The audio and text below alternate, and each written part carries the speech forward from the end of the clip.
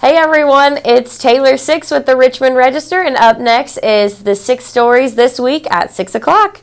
From award-winning journalists at the Richmond Register, it's the Top 6 at 6 with Taylor 6. The Top 6 is brought to you by Cumberland Valley National Bank, trusted for banking, known for caring. Visit them at cvnb.com. And Chenault Vineyards. Visit them, ChenaultVineyards.com. And kymedia.net. Number 1.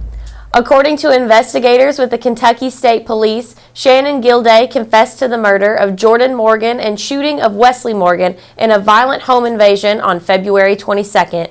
The court found probable cause in the hearing and will refer the case to a grand jury. Investigators also revealed Gilday had unsuccessfully attempted to break into the multi-million-dollar bunker inside the Morgan residence before by using a tunnel.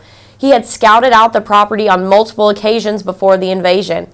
Investigators stated Gilday said he would have killed everyone if necessary to access the bunker inside. In the preliminary hearing on the case held on Wednesday morning, Detective Cameron Allen spoke about KSP's investigation into the case, revealing further details on the home invasion and the manhunt in the days that followed.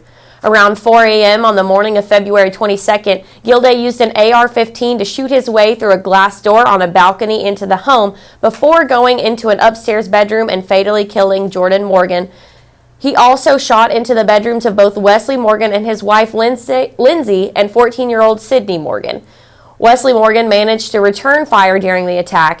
He sustained gunshot wounds to the arm and thigh during the gunfight. Gilday then fled the scene on foot. Lindsay Morgan was in the bedroom with Sydney, where the mother and daughter managed to escape through a window without injury and hide near a barn on the property. Lindsay Morgan saw a white sedan parked near the barn, and upon a walkthrough of the property, KSP found spent .23 casings and bullet holes throughout the home, along with a substantial amount of blood. In the recorded interview, Gilday said he wanted to secure the bunker on the Morgans' property due to the volatile state of politics at home and abroad. He hoped to bring his friends and family to it. Allen said Gilday told him he was aware people were living in the home and willing to use any means necessary to take over the bunker. Read the full story on the Richmond Register's website at richmondregister.com. Number 2, to celebrate International Women's Day on March 8th, the Richmond Police Department's 6 a.m. to 2 p.m. shift was staffed entirely by 16 women who work within the department. According to Chief of Police Rodney Richardson, the idea to have an all-female shift came about during a training run in October. After gathering for a photo in the conference room on Tuesday, the women had a lot to say about their experience in law enforcement and watching the RPD change over the last few years. Cheyenne Heflin is a senior patrolman and member of the Collision Recovery Unit, who said the number of women on the force has greatly increased since she started at the RPD. Other women working the shift said they were just glad more women were choosing a career in law enforcement.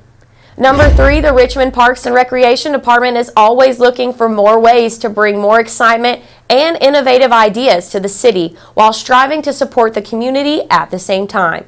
According to a press release, in an effort to give residents an enjoyable way to spend a Tuesday night and to give local businesses an opportunity to set up and sell their products, the Parks Department will be hosting their weekly Tasty Tuesday event located at Irvin McDowell Park. The weekly events will begin April 5th and continue through September 27th. There will be no event on July 25th. Each week will feature a variety of food trucks at the location, which will open at 5 p.m. and close at 8 each Tuesday. There will also be live music or other activities scheduled each week, and this year's lineup of vendors and musicians includes favorites from last year's event as well as new vendors.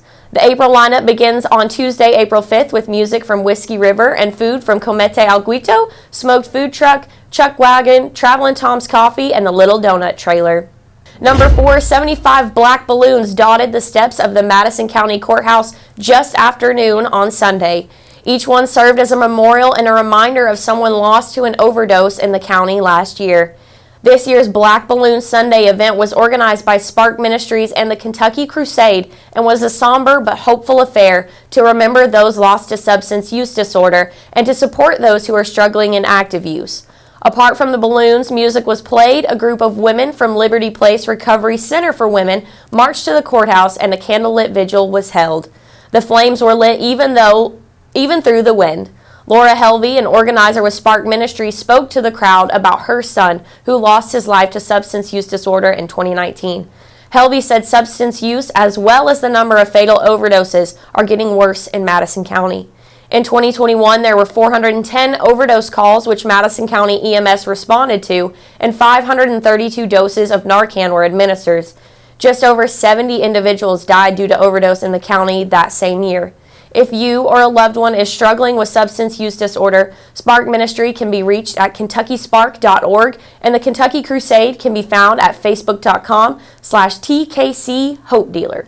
Number 5, for the first time in 2 years, the county will once again be able to participate in the Empty Bowls event, which returns all proceeds to several organizations.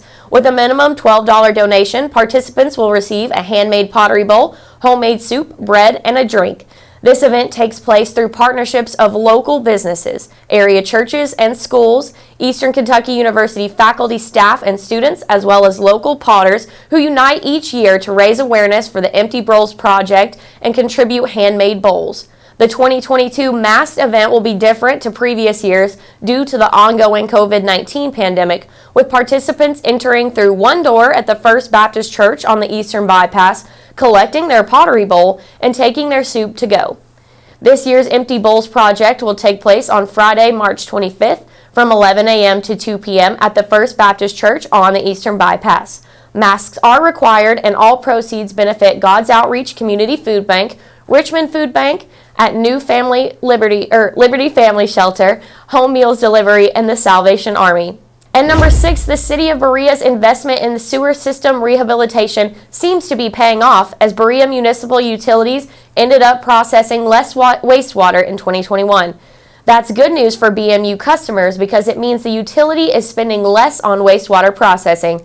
The turnaround comes after 3 straight years of increases in wastewater volume, and Berea City Administrator Rose Beverly raised the issue when commenting on a report from Berea Municipal's Utilities Manager Kevin Howard at a previous Berea City Council meeting.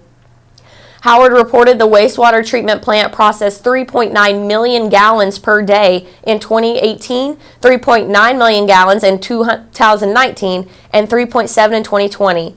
Below 3 million have been processed this year.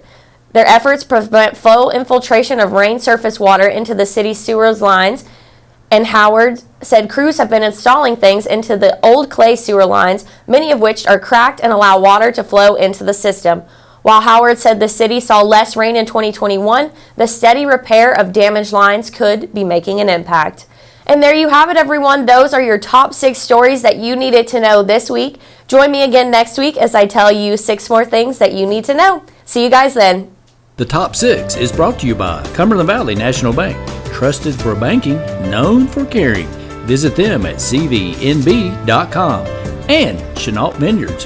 Visit them, ChenaultVineyards.com. And kymedia.net. Download the Richmond Register News app on your favorite device or sign up and subscribe online at richmondregister.com.